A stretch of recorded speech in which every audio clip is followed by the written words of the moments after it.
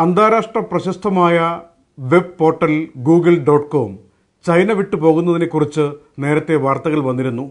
വലിയ വിവാദമായ വിഷയവുമാണത്. എന്നാൽ പ്രാദേശികമായ നിയമങ്ങൾ അംഗീകരിച്ചാൽ ഗൂഗിളിന് ചൈനയിൽ എത്ര കാലം വേണമെങ്കിലും തുടരാമെന്നാണ് ചൈനീസ് ഗവൺമെന്റ് ഇപ്പോൾ നൽകുന്ന വ്യക്തമായൊരു സൂചന. അതനുസരിച്ച് ഗൂഗിളിന് മുന്നോട്ട് പോകാൻ പറ്റുമോ എന്നത് വേറൊരു വിഷയം.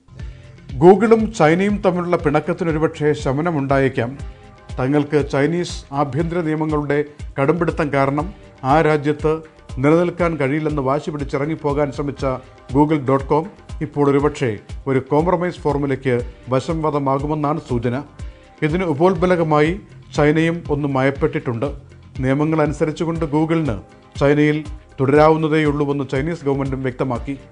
ഒരു സൈബർ അറ്റാക്ക് ഗൂഗിളിന് നേരെ ചൈനയിൽ നിന്നുണ്ടായെന്ന് പറഞ്ഞാണ് ഗൂഗിൾ രംഗം വിടാൻ ശ്രമിച്ചത്. എന്നാൽ ഇതൊരു അന്താരാഷ്ട്ര വിഷയമായതോടെ ചൈനീസ് ഗവൺമെന്റുമായി ചർച്ചകൾക്ക് തയ്യാറെടുക്കുകയാണ് ഗൂഗിൾ അധികൃതർ. ആ സന്നദ്ധതയും അറിയിച്ചിട്ടുണ്ട്. ഒരു ടേബിളിൽ പരിഹരിക്കാവുന്ന വിഷയമേ അന്താരാഷ്ട്ര പോർട്ടൽ പേടകത്തിലുള്ളൂവെന്നുകൂടി നാം തിരിച്ചറിയണം.